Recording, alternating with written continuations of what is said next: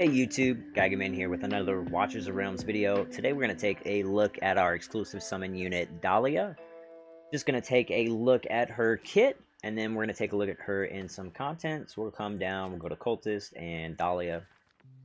Start off by looking at her details. Pretty standard stuff, so attack of 4137. She's got a cost of 21. A little bit expensive, kind of in the Kriya range of cost. Wish she was a little bit cheaper, but she is better than Kriya. Attack interval 3.5, and then attack speed, crit rate, crit damage, all base stuff, so 100, 0, and 150. It's got a tile range of 6. It's a straight line tile. I know there's been a lot of kind of mixed feelings on this. We don't really have the content right now to make this work.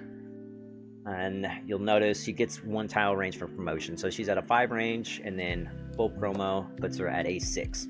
Her talent generates 1 Curse Blossom on a random tile in range every X seconds. X is equal to 1.5 attack intervals, cannot target airborne units. That Blossom deals 100% damage 1 time and inflicts 50% slow for 5 seconds to ground enemies who enter the affected tiles. Inflicts 1 sack of poison for 10 seconds to up to 3 ground enemies on each affected tile every 3 seconds. So her damage comes from her blossoms. We know that 1.5 of the attack intervals is how fast she'll put a blossom down. So you definitely want a decent amount of attack speed with her, so that way she can put her blossoms out. Also to note, the damage and the slow only go down once. However, the poison will inflict 1 stack every 3 seconds as long as the enemy is on that tile. Her basic attack, she deals 100% AoE damage to up to 10 enemies, skill ups up to 120%. And then her ultimate, Death's Despair, when activated, increases the hero's damage by 20% for 10 seconds. During the skill effect, the hero's basic attack prioritizes igniting 1 existing Curse Blossom with enemies around, dealing 220% AoE damage to up to 8 nearby enemies, inflicting slow and 2 stacks of poison. So that 2 stacks of poison is different from when they hit the tile. It's when that ultimate goes off and the Blossom ignites, blows up. So it'll put the additional 2 stacks on, and then it will inflict that slow as well. The slow is a 50%, the poison is another 10-second poison. With skill ups, that AoE damage can go up to 270%. And then the hero's damage increase goes up to... Actually, I said that wrong. The damage increase is 30%, 270% for the AoE damage. 800 cost is really nice. She starts with 500 too, so... puts her in really good range there. First passive, Demonic Surge. Every Curse Blossom ignited increases crit damage by 18% for 10 seconds, stacking up to 3 times. That does go up to 30%, which is real nice. Her ult lasts for 10 seconds, so you see some synergy there. She blows up Blossom. She'll have that full increased crit damage during her ult, but she's got to blow up 3 Blossoms. And then her last passive, Thorn's Embrace. If there are at least 2 instances of Cursed Blossom adjacent to an ally, the ally gains block increase and damage increase. That block increase is an increase of 1, and the damage increase is 12 base. Skill ups go up to 20%. This, I find, this passive right here makes her First Awakening very beneficial because it reduces the required number of blossoms needed for Thorn's Embrace to 1. Which means 1 blossom near an ally, they get the damage increase. Any ground units are going to get the additional block. So, you know, if you have Bastion Ring on a tank, other than Avalon, that 4 block will then go up to 5. Avalon will get a 6 block, and then your fighters will, without Lunacy, will have a 3 block, with Lunacy a 4 block, which is, I find, very nice. Right now we don't really have the content that needs it, but, you know, if we did, she would be very nice for blocking some additional ground units and increasing damage. Attack, plus 300 next. Helps to... Mages don't always have the highest attack, so that 300 attack just helps beef them up a little bit. A3 is super nice, so deals 25% extra damage to targets inflicted with poison.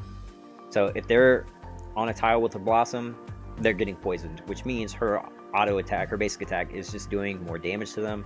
Her ult's going to do more damage. So this is very nice if you can get her A3. If you're gonna, you know, spend the extra to try to pull for that. A4 is also real nice. Cost -2 puts her at 19, so she's right in range with Comet. And I find that's very much needed. Makes her cheaper than Vierna as well. And then A5, so Curse Blossom also inflicts the same amount of damage and slow effect to enemies who leave the affected tile. So enemy hits the tile, they take the damage and the slow. They're getting the poison if they're on the tile, and then once they leave, that damage and slow get applied, which is real nice too, because that means her blossoms are then doing double the amount of damage, base blossoms. So I find that her awakenings are actually really good compared to some of the units we've seen, come through. That their awakenings are just real mixed. You have some good, some bad. She actually has really good awakenings. Obviously, getting her A5 is not going to be easy. You're going to have to spend quite a bit for that, but if that's you and you want to do that, by all means, go for it. We are going to take a look at her in some content.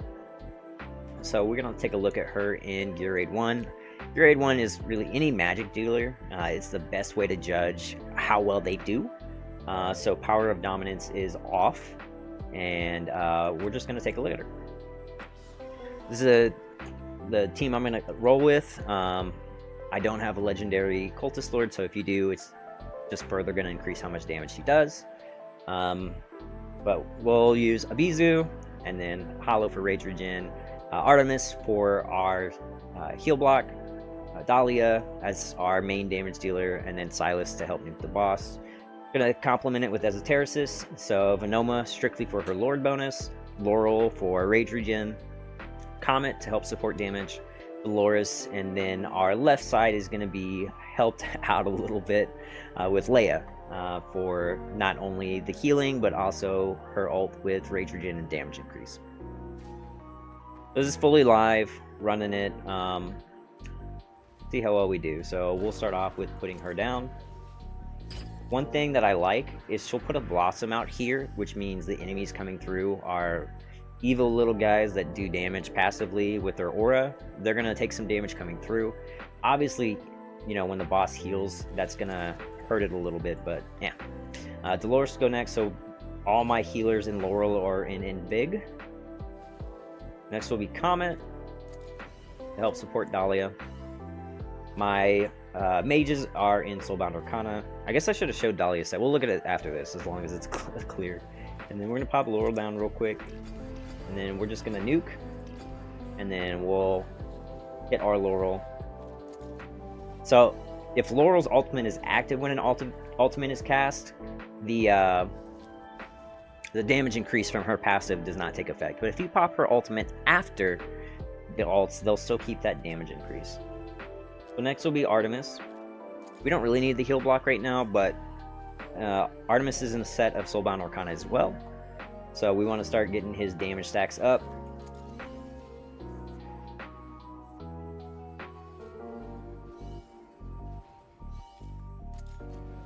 I like to wait until these guys come through. So they're starting to come. We'll go ahead and pop Comet, pop Dolores, and then we'll pop Dahlia, and Silas, and then Leia, and then we'll pop Laurel.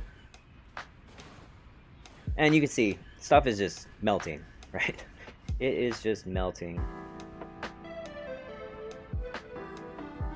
Anytime these guys come through, I 100% like to pop Hollow, just to make sure. Dolores can be really, really testy with how much damage she takes.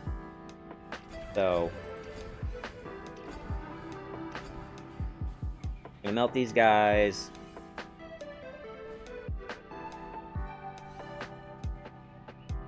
We'll save Hollow until our last wave starts coming through. I'm gonna ×1 this because I pop Hollow once they're about to get to Dolores.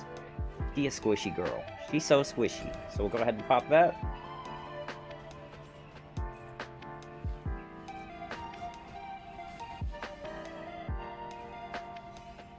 And then here in a second, once Comet's at 95, we'll pop Comet.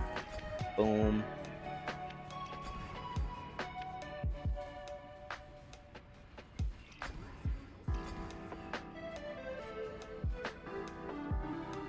We're going to save Artemis for their next wave of ults. Damage looks perfectly fine, so I'm not too worried.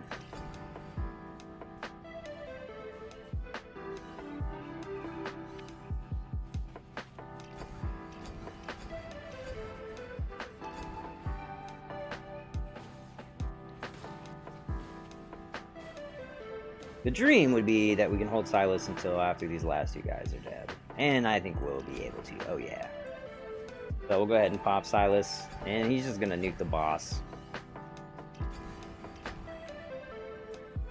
This is specifically why I bring Silas, so that way he can just dump on the boss easily. So that's Gear Raid 1 with Dahlia. We'll take a look at damage. They're all in pretty equal gear as far as Artemis, Dahlia, and Comet go. Sell this junk. Alright, so stat-wise, right? Like, Comet's our big boy. He is in a tier Twilight.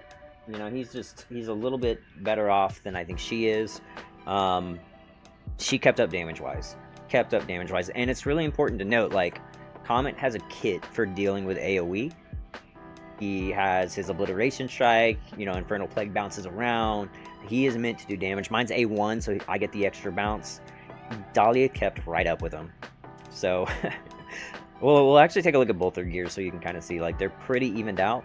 And you would expect Comet to do a lot more than her, especially because she has a very linear line. Now, he is not in the best placement spot for Comet to do maximum damage, but this was a showcase for her, and that's the only spot you can put her in to do damage.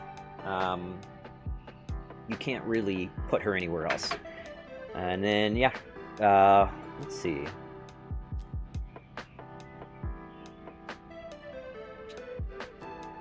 So as far as she goes, this is day 2 of the event, so I'll start with her artifact. I do have her exclusive artifact, so she gets 10% attack increase, and then there's a chance, 40% chance for her flowers to mutate.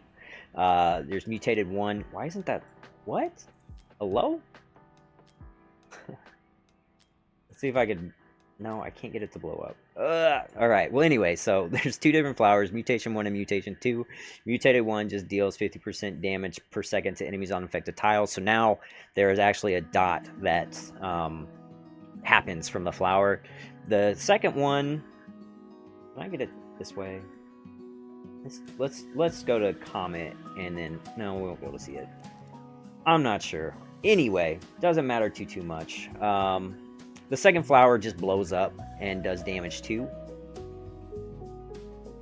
Actually, here we go. Okay.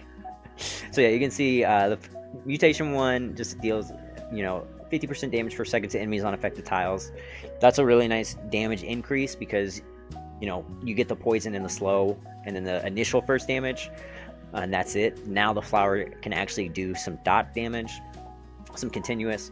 Mutation 2 reduces the effect duration to 5 seconds, so the blossom is only going to last for 5 seconds, and when that 5 seconds in, that flower just blows up and deals 300% AoE damage. So the scaling of those doesn't change. The only thing that changes is the attack. So once max promoed, it's a 20% attack increase. Gear wise, yeah, so you can see, actually, oh, I did show her off, but let's go to Comet. So Comet's also in Soulbound Arcana. He also has Annihilating Might. You can see as far as stats go, very 700 off on attack. I try to get it as close as possible.